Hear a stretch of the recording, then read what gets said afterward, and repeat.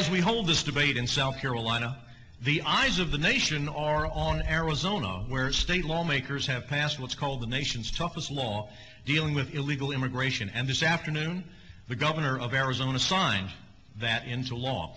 This law gives police the power to question anyone they reasonably suspect is in the state illegally, and if they don't have proper documentation, charge them with trespassing. Of course, Arizona borders Mexico. South Carolina doesn't.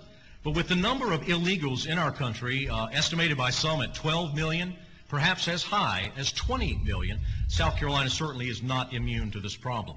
Candidates, does South Carolina need a law like this, the one that's been passed and signed into law to take effect in 90 days in Arizona? As governor, would you support such a law? Mr. Barrett, we will begin with you.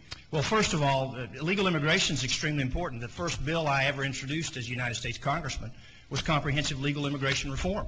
We need to secure the borders. I don't agree with amnesty.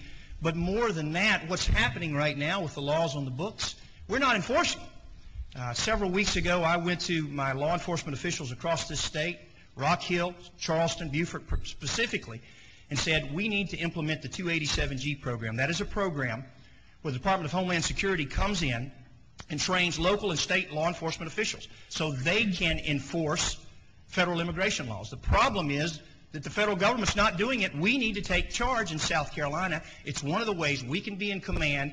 We can send these people back. If they're here illegally, we can incarcerate them, send them back, and take care of the laws ourselves.